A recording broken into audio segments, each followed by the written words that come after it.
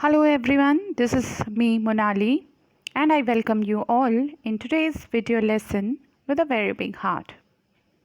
Children, today in this video we are going to continue with the chapter tissues, and here we are going to discuss about epithelial tissue in detail.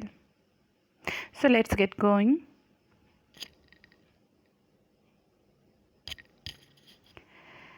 Let's imagine you are walking on the road and suddenly rainfall occurs. You don't have an umbrella, and as you reach home, you are soaking wet. You can have few questions in your mind. Did my body absorb some water too? Did the rainwater seep into my body? Answer is of course not. Actually, our body has a waterproof covering in the form of skin. And skin as an organ is made up of a tissue called as epithelial tissue. Epithelial tissue is also called as a covering tissue. Now, we will stop here for another question, and this question is skin the only place in our body where epithelial tissues occur?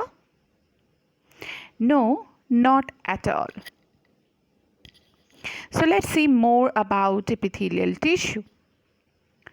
Epithelial tissue or epithelium is one of the four basic types of animal tissues. Frederick Royasch, working in the Netherlands, first introduced the term epithelium. He created this term from Greek word epi, which means upon, and thele, which means nipple, to describe the type of tissues he found while dissecting the lip of a dead body. So this is the general structure of epithelial tissue. Let's see important features of this tissue. It is the simplest animal tissue, which is also called as the covering tissue. It is thin, protective, continuous sheet of cells which are tightly held together. As you can see in this picture, intercellular spaces are absent.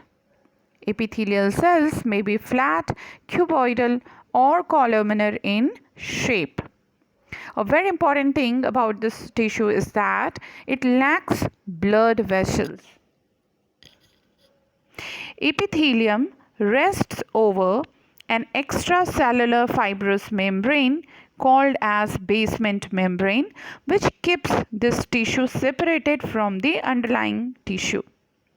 All the nutrition required by the epithelial cells are supplied by this basement membrane only. Let's see different types of epithelial tissue. Epithelial tissues can be broadly categorized into various types on the basis of either arrangement of layers or shape of the cells.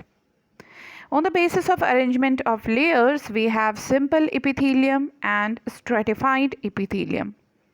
On the basis of shape of cells, we have squamous epithelium, cuboidal epithelium, and columnar epithelium.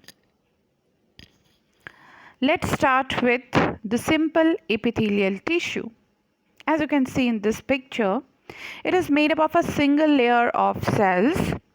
Regular cell divisions are absent in this tissue. This tissue takes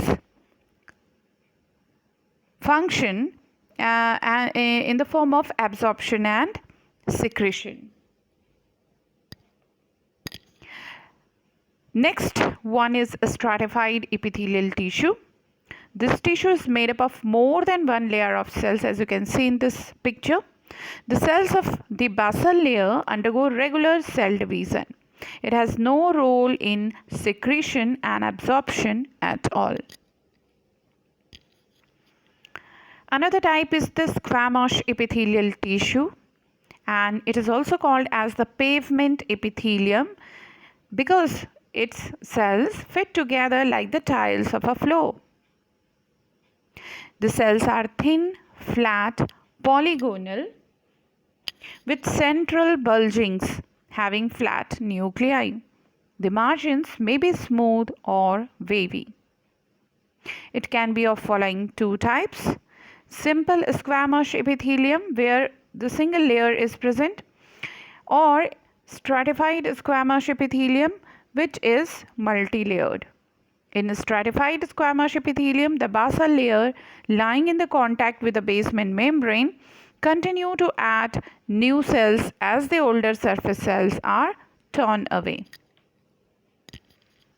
Let's see location of this type. Simple squamous epithelium can be found in the esophagus, buccal cavity, blood vessels, alveoli of lungs, etc. Stratified squamous epithelium are found in the skin, cornea, etc. Let's see function. The first function is all about the protection. Being surface layer, this epithelium protects the underlying structures from any mechanical injury, desiccation, microbes and toxins. Exchange of gases. The squamous epithelium present in the alveoli of lungs allows easy diffusion of gases. Exchange of materials. The squamous epithelium covering the blood capillaries allows exchange of materials between blood and tissue fluid. Abrasion. Stratified squamous epithelium provides protection against mechanical stresses and abrasion by slowing off the outermost layers.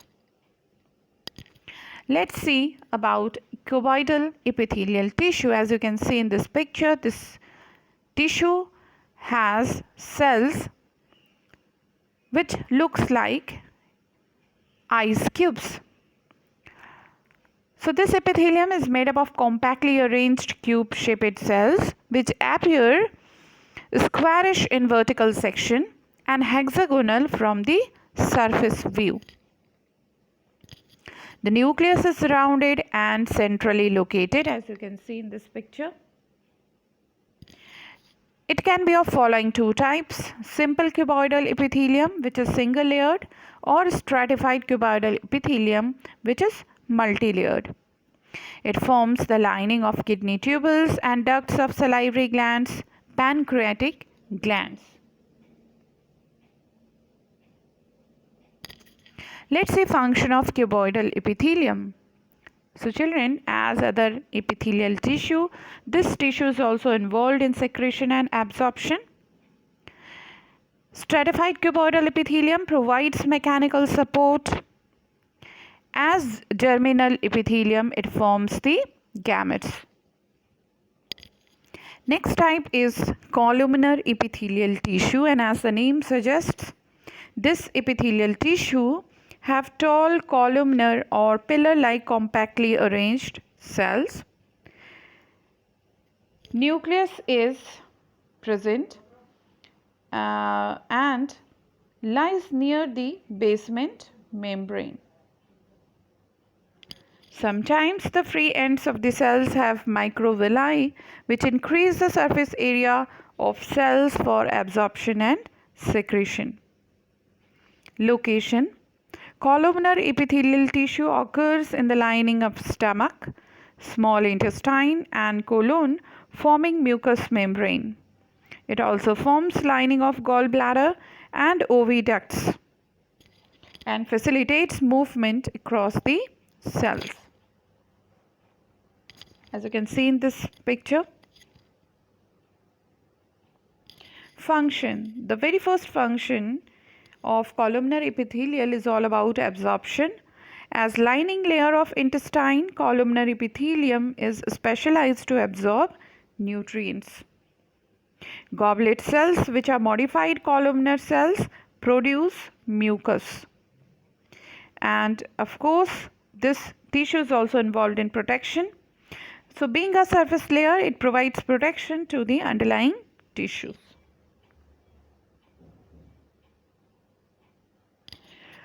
There are certain epithelial tissues which are modified. So let's see first modified epithelial tissue, and this is called as glandular epithelium. So this epithelium contains some large cells which secrete certain chemical substances. At certain places in the body, the glandular epithelium is folded inward to form compact hollow or tubular glands. For example, sweat glands, tear glands, liver, etc. Another modified epithelial tissue is called as the ciliated epithelium. Some cuboidal or columnar cells develop cytoplasmic outgrowth called cilia. Such cells form ciliated epithelium. It lines the trachea, bronchi, kidney tubules, and oviducts. Cilia constantly keep lashing and move the materials which enter in these regions. Another modified type is called as sensory epithelium. It is also called as the neuroepithelium and consists of special columnar cells which possess sensory hair on their free surface. For example, olfactory epithelium, taste buds, etc.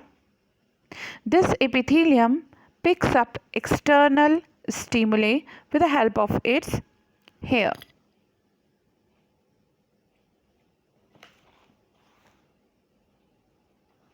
So children, that's all for this video lesson. Take care, God bless. I'll see you in next video lesson soon.